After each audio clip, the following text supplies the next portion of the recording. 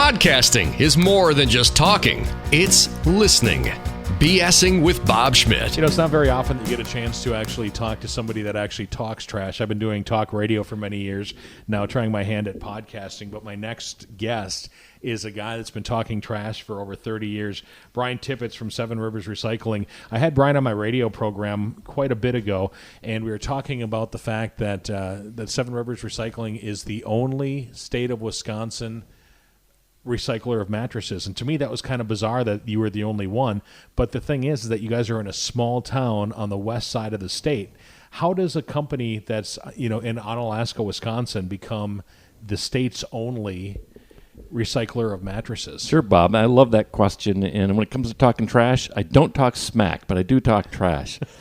Why Western Wisconsin? Why La Crosse, which is one of the smaller areas in the state when you can consider Milwaukee, Madison, Green Bay, etc.?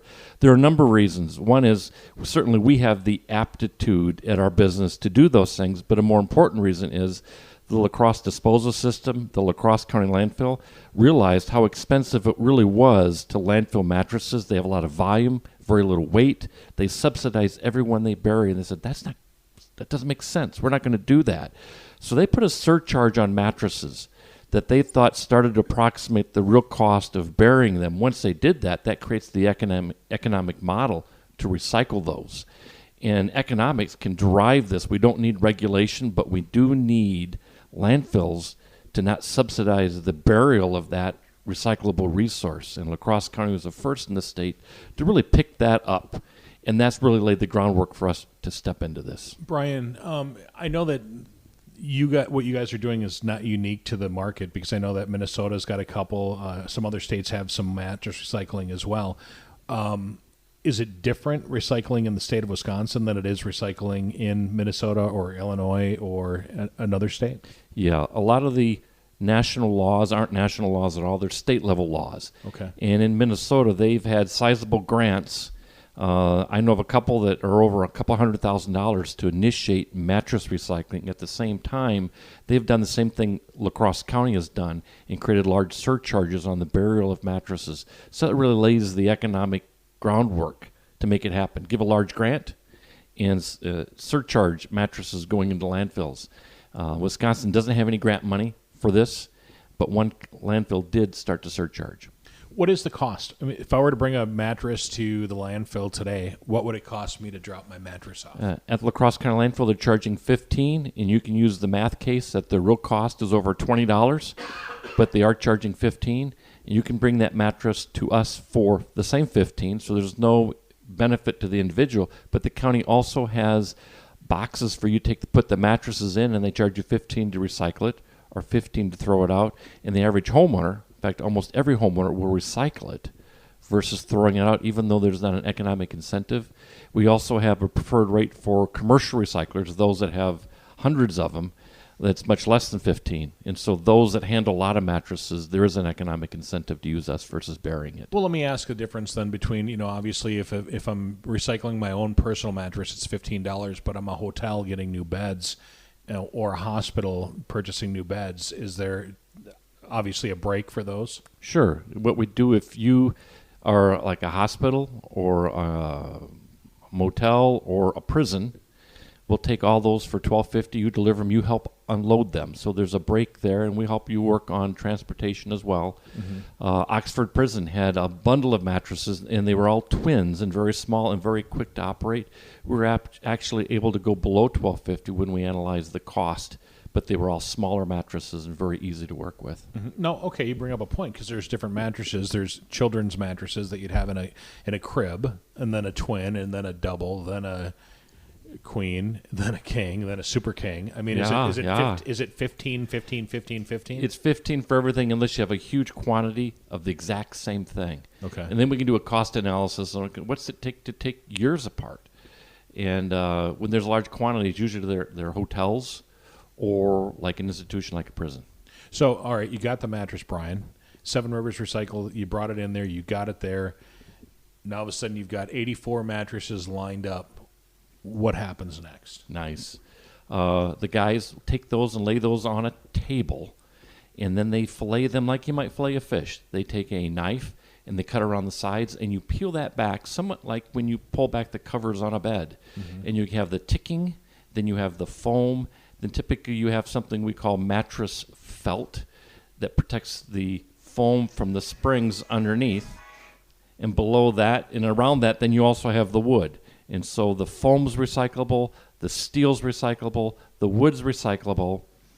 The mattress felt, we struggle with that. And we've got a lot of creative uses for mattress felt, and we're looking for entrepreneurs to come alongside of us to do more things with the mattress felt. That is a nice resource. It looks like a blanket. It looks like a mover's blanket.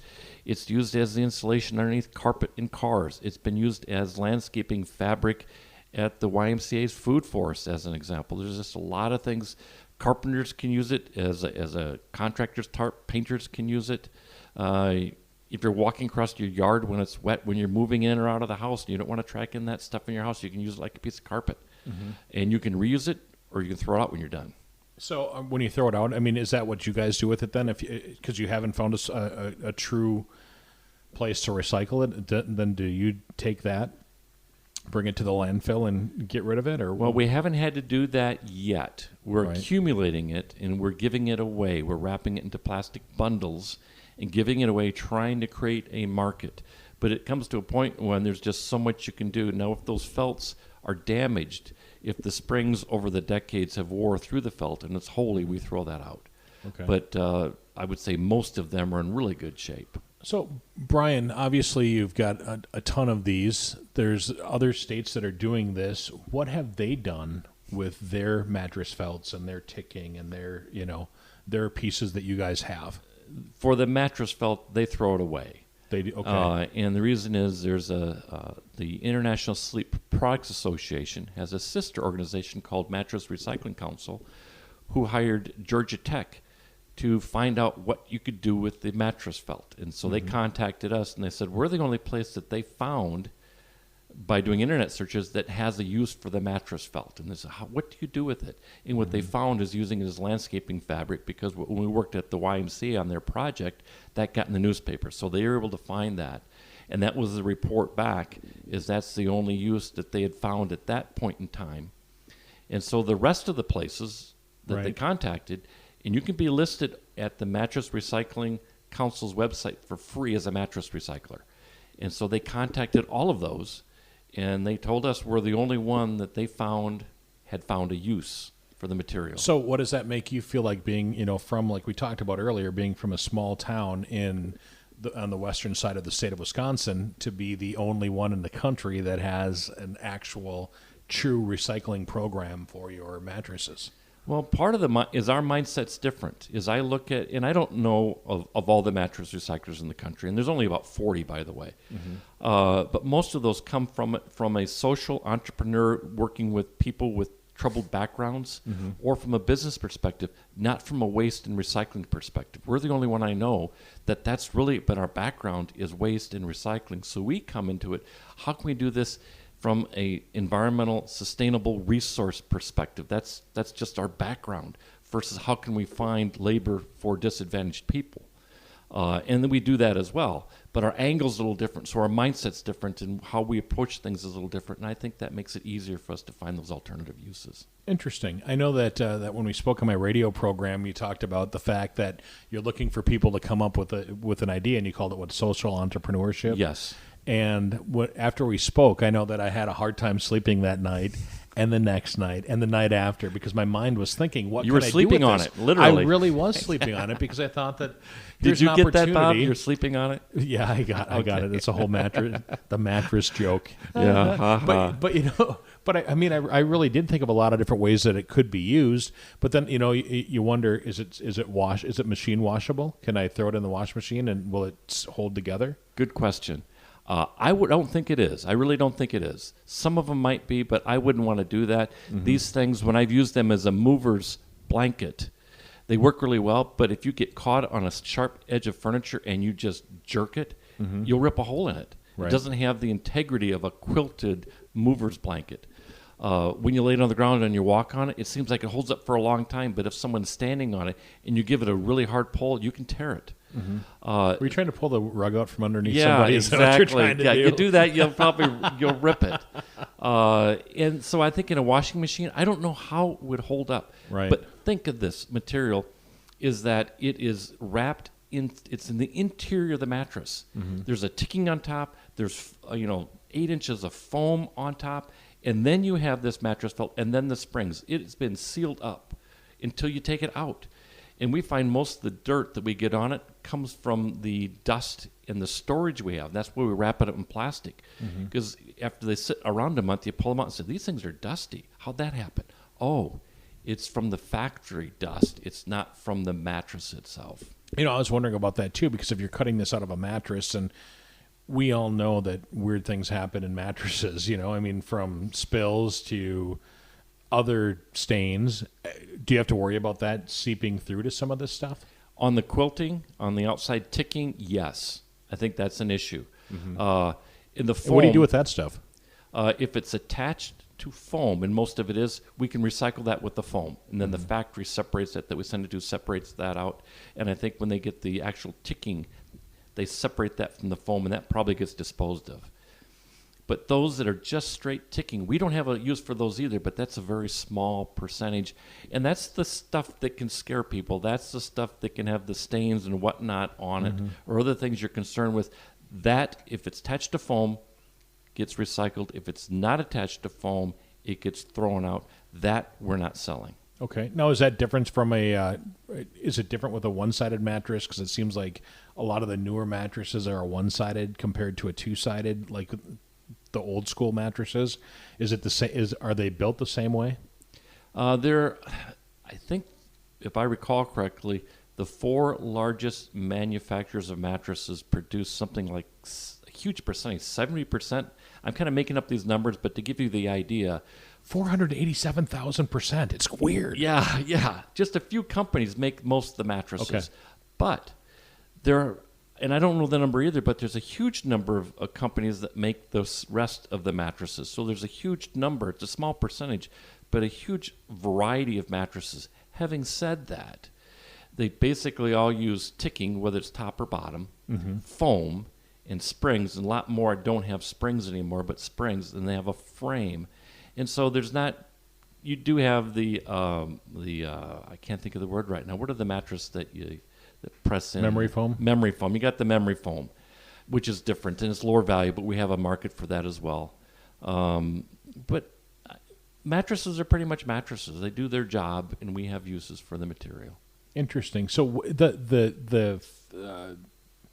the felt that you're talking about, I know that that's a piece that you have a lot of. So, I mean, if people are listening right now and have an idea of what they can do with it, they can contact you. Yes, and right now it's free. And get some of this stuff. But what is that made of? Because I know that when I looked at it, it looks to me like it was at one time a carpet padding or something like that. It looks a lot like a carpet padding. It is the insulation material underneath the carpet in your car for soundproofing. It's a synthetic product. It's either polyurethane, more likely a polypropylene type material. It's a mottled gray colored thing.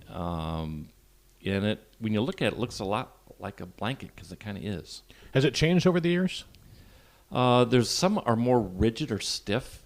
And for instance, if you use it on a piece of linoleum or a wood floor, when you go to move it with your foot, most of it moves kind of in one piece because it's rigid enough, even though it folds it like a blanket. Right. Some of it is really soft and is very much like a blanket. And so when you go to move it on your foot to slide it on the floor, it'll wad up like a tarp normally does. And I found if you have something you can slide on like a floor, if you're doing remodeling in your home, it's so easy to move it around the room in one piece. It's not as rigid as a piece of cardboard, but that makes it easy to move around as you're moving on your project. Right. Now, when we talked earlier about it not being able to be in a washing machine, have you thought about doing any, shredding of it and using it as blown insulation in, different rooms and stuff like that? Well, one of the uses of this, which we think might be the best use, and it might be an industry game changer. Maybe I shouldn't say it on the radio or podcast, but I will. And that is layering that material to make an archery target backstop. So when you shoot the target arrow, into the material. You're not hitting it on its face, but on the edge. So you lay up all these, like you'd lay up like Princess and the Pea with all these layers of blankets. You lay up all these mattress felt like this, put it in a frame, and then you have tension put on it so it tightens it down. And what we found out is that the arrow doesn't go in very far, and you can pull it out with 2 fingers very easily, and it doesn't damage the material.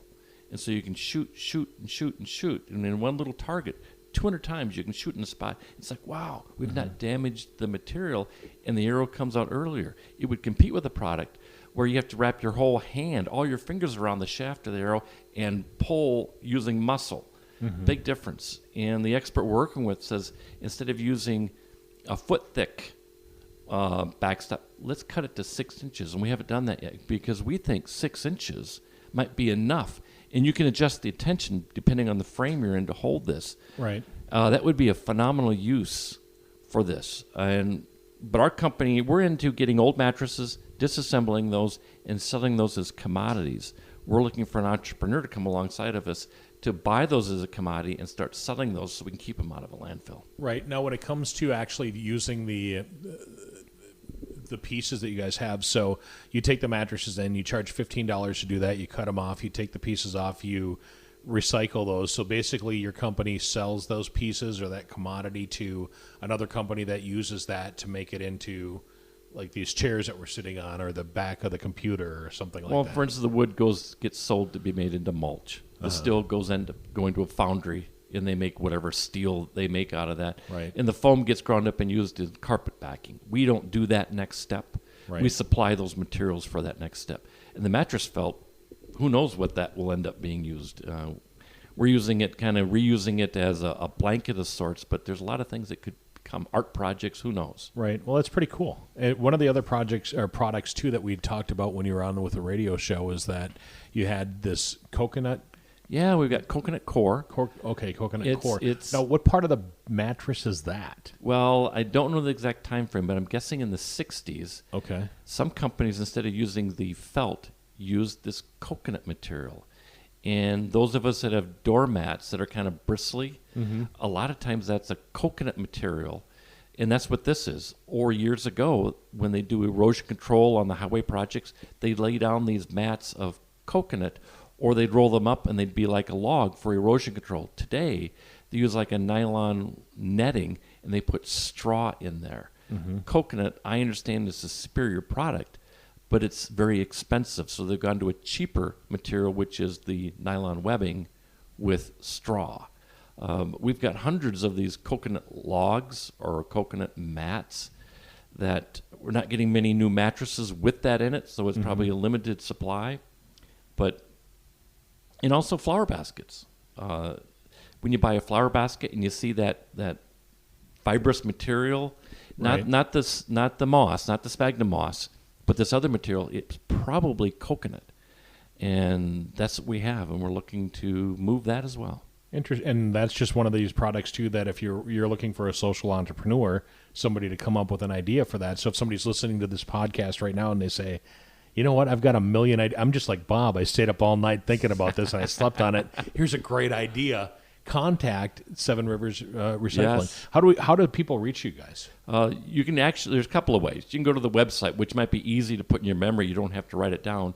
www.7riversrecycling.com. 7riversrecycling.com. Or you can call me, 608-781-0257. They get you right to my phone. Okay. But you can Google 7 Rivers Recycling, and you'll find us in a number of spots. Excellent. What'd you say that number was again? 608? 608-781-0257. Okay.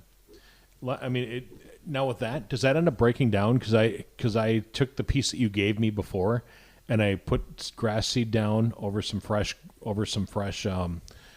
topsoil, and I put that over the top of it, and I figured, okay, grass has started to grow, but will that eventually erode it? Not erode, but will it eventually break down? Yes. In fact, I tried it myself. A neighbor of mine had a new septic system put in, so I decided to put this down in his yard.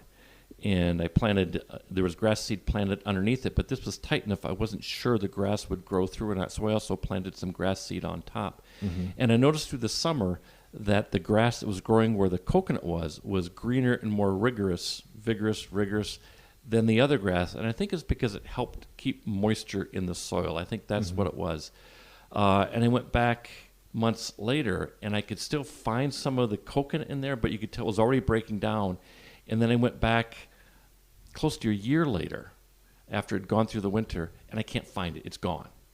So it does break down, I would say, in less than a year, depending on the environmental conditions, but it breaks down. No, with the felt that you guys have as well, I mean, if you're using that as an erosion control or as a place to basically put around trees to keep the weeds from popping up, that will also allow moisture to go through there, but not things to pop back up. Yeah, that will block the plants from popping up, but will not. It will let the moisture go through. It's a landscaping fabric. I've used it with and without material on top of it, with mulch on top, with rocks on top. I've also laid it out bare. If you lay it out bare, and I did it in an area where we walked that was dirt, and over a period of 9 months, after scuffing it with feet, walking on it back and forth on a path, plants did start to grow through, but it's where your heels caught and ripped it up over time. Where we've laid it with rocks on top of it, no, it hasn't come through. And I would expect commercially purchased landscaping fabric would be the same way. If you're walking on top of it directly as part of a path that you use multiple times a day, eventually you're going to break through it. Brian, this is very interesting stuff. At least I find it very interesting. That's why I wanted to talk with you about this stuff. But how did you guys even think about, obviously, the breakdown? But how did you think that you could take that and end up making money for your company? I mean, obviously there's a grant that came in, but how did you know what the price was going to be? And well, first of all, we never have received a grant. You did? Okay. So those in Minnesota receive grants. Okay. We've never received a grant. We'd love to receive a grant, but Wisconsin and others don't offer that. First of all, it comes to the mindset. You look at the material, and it's like, this clearly is a resource that has value. You just look at it, and you just innately know that. And when you find out nobody's doing stuff with it, it's like, that's wrong. And when you look at the option as landfilling it, that's really wrong. It just strikes you as wrong. We don't want to do this. And so you start thinking, what can we do with this? And you start looking what others have done. And for instance, the mattress felt, you start Googling that, and you find you can get something very much like it that you can purchase on the internet that's new, that's like, wow, people pay a lot of money for that. But this is used, or old anyway. And so that's what recycling is. Yeah. And it's just wrong to throw away something that has a use to it. Because people might say, ooh, that came from a mattress that someone slept on. Well, the water you're drinking today wasn't always fresh water. It probably got filtered through some dinosaur's kidneys or something at some time. Right. So it's still part of the cyclical nature of life. Well, I remember fourth grade, we had a water person come in and talk to our fourth grade class. So this was 40 years ago. And he said that the water that you showered with today, how did he say it? He said a zebra drank it years ago. Yeah. And I mean, that's 40 years ago in fourth grade that I remember that, So you're right. I mean, this stuff it is the ultimate recycling. How has the garbage industry changed? You said you've been doing this since the 80s. How has the garbage industry changed in 30 plus years? Wow, it has changed so much. Before, waste was looked at as a waste. Just get it out of town, get rid of it, dump it somewhere, and turn your back on it. I think there's a mindset shift that waste really is a low value or overlooked resource. And if you waste it, that's exactly what you've done. You've wasted it. And should you be wasting it? And we also realize, whether it's a petroleum product or even wood, that there's energy and cost tied up with that. When you look at sustainability, it's people, planet, profit, and I add a fourth P, which is party or pleasure. You need to have fun in what you're doing as well. But anyhow, when you look at those low-value resources, i.e. waste, what can we do that benefits society? What can we do that benefits people? And how can we make money on it? And a lot of times we look at very short-term costs. For instance, if you're using petroleum today, there's an abundance of petroleum we may think because we got new ways of getting it, but we're not making more of that. And so we don't look at the cost in this year. What would the cost perhaps be in 10 years? And why should we put in, there's disamenities, there's aesthetic cost. Why should we tear down a bluff to get frac sand that you haul out of state so you can mine more, get more of those resources? And I'm not saying we shouldn't do some of that, but wouldn't it be better to use the resources we have at hand first? The mindset of not wasting things. Right. Well, you mentioned a low-value resource. I'd never heard that term before. And with garbage, I would think that it's not always a low-value. You look at aluminum cans, you look at the steels, that you look at a lot of that stuff that we used to throw away all the time that's now being recycled and being reused. So, I mean, is that still considered low value, the recycled pieces? If someone puts a diamond ring in their trash and someone else finds it, they're going to say that's not a low-value resource. Right. But it was handled as one. And so when people put their aluminum cans in the trash, they're handling it as a low-value resource, and lots of aluminum cans get thrown in the trash. Mm-hmm. Now, in the lacrosse market, there's another side of this story. We do have curbside programs that take aluminum cans, and there's more value in that, 30 cents a pound or whatever it is today, 50 cents a pound you can get for your aluminum cans. But in our marketplace, they end up going to Xcel Energy, which is a refuse-derived fuel plant, which means they process all the trash, the low-value resource, and they have, even though it's aluminum, they have an eddy current system that puts an electrical charge through the trash that can pull out those aluminum cans, and they still get recycled when you throw them in the trash. Mm-hmm. The point is, they were handled as a low-value resource. We still extracted those. They should be handled as a higher-value resource. And people throw away things that do have a higher value, but they're treating them as lower value than they are. Oh, okay. So that makes sense. I mean, so because Seven Rivers Recycling is part of a bigger company that is garbage collection, right? Seven Rivers is owned by two other companies. One of them is Hilltopper Refuse and Recycling. Okay. And they do the trash hauling and the recycling hauling. The other one is D&M Recycling, who specializes in finding unique markets for oftentimes industrial-type recyclables. But they also buy aluminum from the public. Mm-hmm. So you're a conglomeration of a couple of different businesses that work together. See, that's another piece to the puzzle that I didn't even know. Yeah. So I mean, it's pretty cool that you guys are all working together. And those two, what you might call parent companies, have been doing this for over 30 years each. And if you look up the years of experience of all the owners, it's hundreds of years. It's amazing of the expertise that's brought to bear on this. Well, it's because you're old. Yeah, that's right. I've not been recycled yet, but who knows?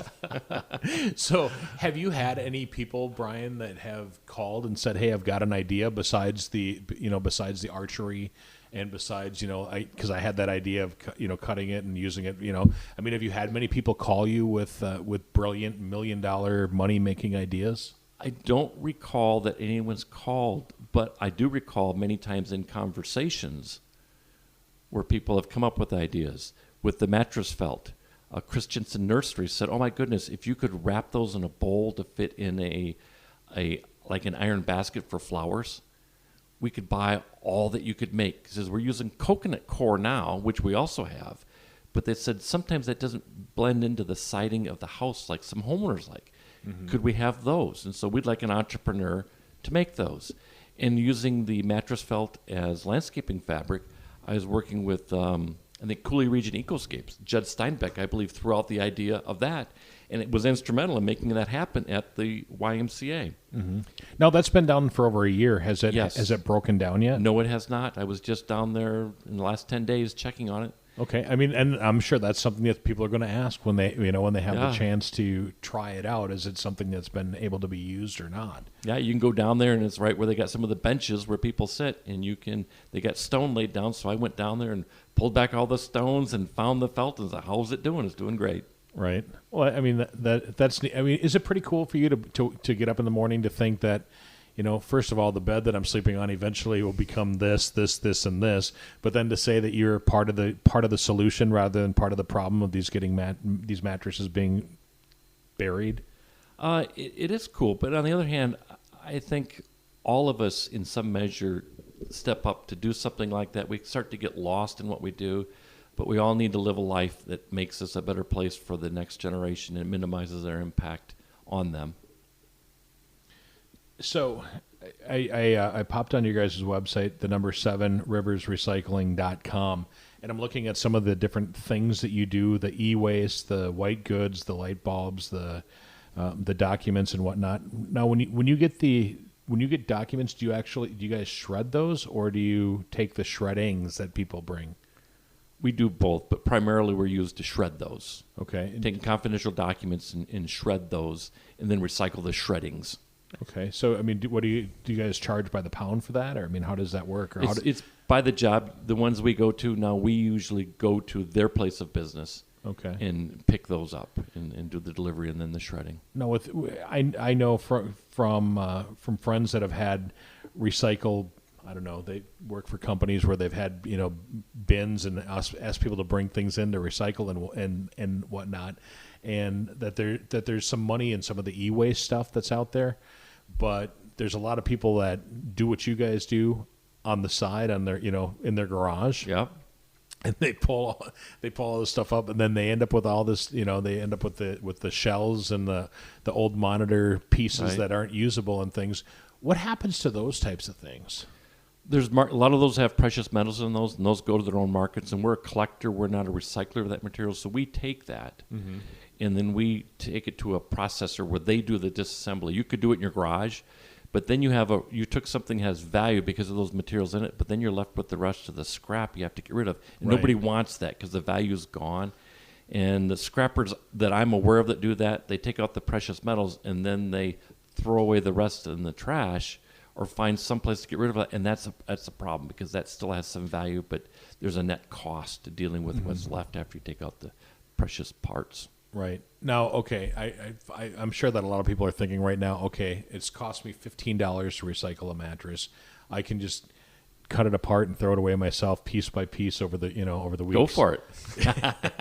You'll see the work that is. You'll say, yeah, it's worth $15. It's worth $15. I'm telling you that right now. But is there a profit for that? I mean, do you guys make money on that? Well, put it this way. So we've been in business since 2014 disassembling mattresses. The owners have not made penny one. Really? All the money they've taken, they've turned back into making the company better.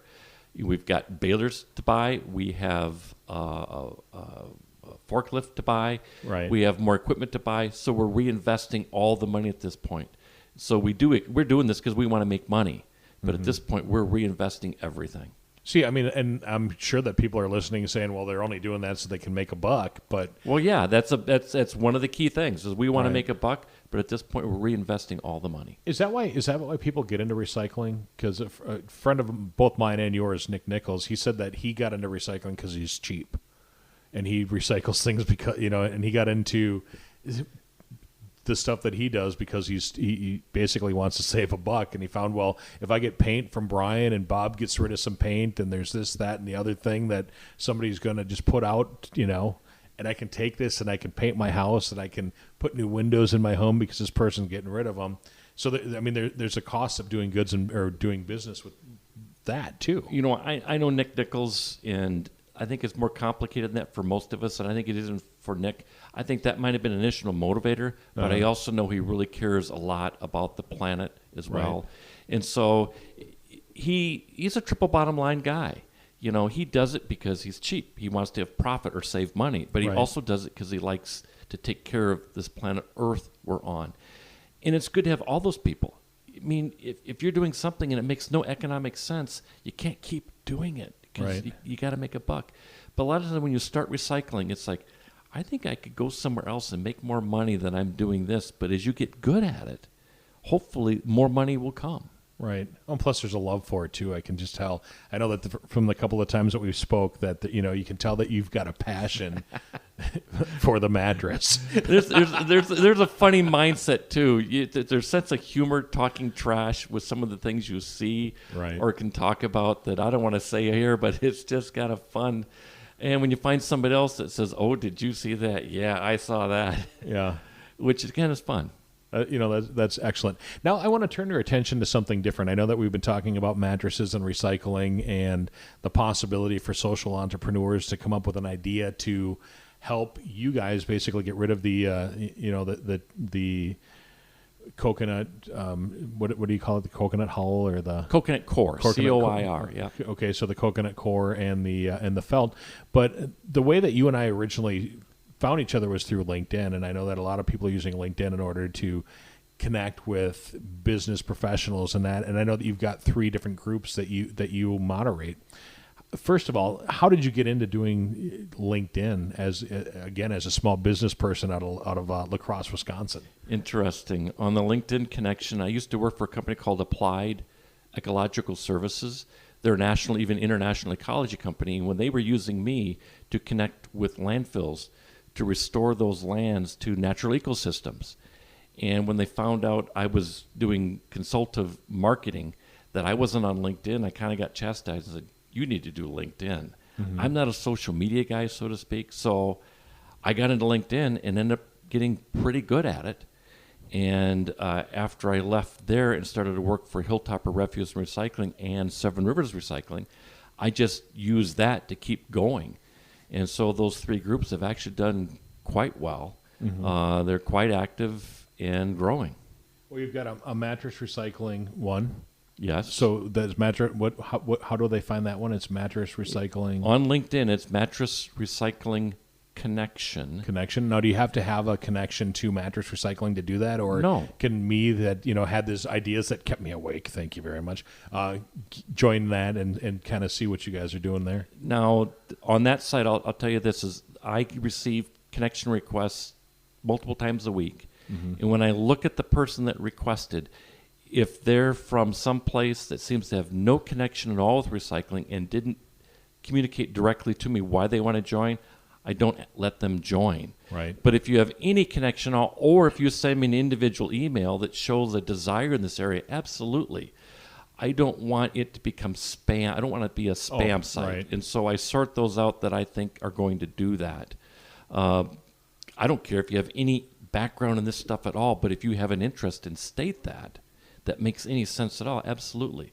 We are on 6 continents in that site. Yeah. See, South America, North America, Asia, Africa. I'm amazed. And I'm amazed how big this is in Ireland, England, Australia, New Zealand, and the interest that's in South America and Africa. Now, most of it's North America, mm-hmm. but they're ahead of us in Australia and New Zealand on mattress recycling. All right, let me ask this question then. What have they done with the felt? They've basically, I don't know what they're doing with the felt, quite frankly, but they're ahead of us on capturing the mattresses that they're recycling. They've institutionalized it, used government to say, this is what we're going to do. Mm-hmm. But no, they're not doing things with the felt that I'm aware of, and I've asked. Well, see, I mean, that might be the next question. What can you do with the felt? Yeah. And I'd say, as far as I know, we probably have more ideas and are doing more than anybody that I connect with, and I'm connected around the globe. Right. Well, I mean, that's cool to see. Then the other one, Seven Rivers Sustainability, and that deals with the recycling that you guys are doing locally then? Well, the LinkedIn group Seven Rivers Sustainability deals with the whole broadness of sustainability, whether it's lead, whether it's transportation, whether it's ecology, whether it's recycling, whether it's celebrating sustainability, which is like the Outdoor Recreation Alliance, mm-hmm. getting out there and getting on the trails, getting on the water, fishing, hunting, boating, all bird watching. That is so broad, and it's not just the sustainability part, but it's also the pleasure, the celebration, the enjoyment of being sustainable as well. Organic farming. I mean, it's a really broad group. That's cool. And then the final one is the La Crosse area professionals in business, and that's actually how we first ended up meeting, is through that LinkedIn. Yeah, and that group is a good group, but it's really business focused. A lot of times you'll see the very small businesses doing creative things get posted, and the very large businesses that have the PR budget basically to get their stuff out there. So it's cool, mm-hmm. So we post it. And those ones, to me, it's disproportional at the really small end with Unique, and the large end with the PR people to push their agenda. But it's all cool, and it's open to anybody that wants to join. There's over 1,000 members. It's like, I don't know, it's 1,200, 1,100 members mm-hmm. that can join that. there's not many postings, but there's a lot of repostings of the information from that site. Well, I read a lot of things on there, that's for sure. Brian Tippetts from Seven Rivers Recycling joining me. I appreciate the time that we spent together today, and learning more about this is great. And I'm sure that people that are listening right now may have some questions.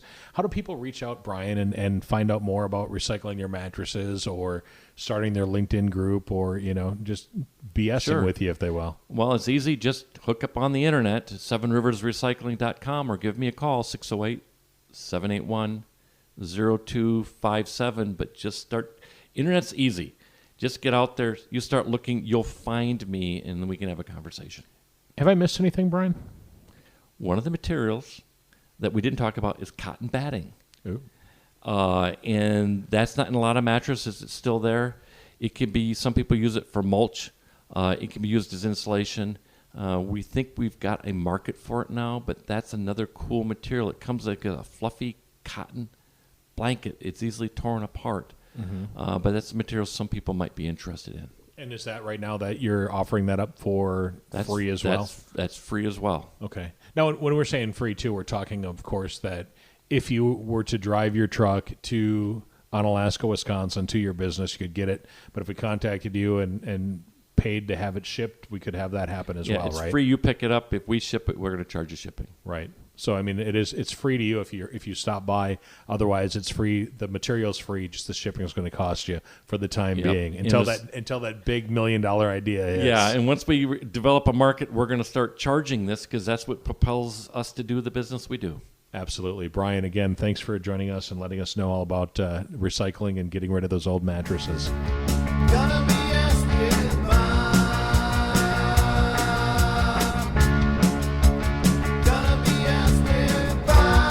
The BSing with Bob Schmidt podcast is brought to you by Orange Computer.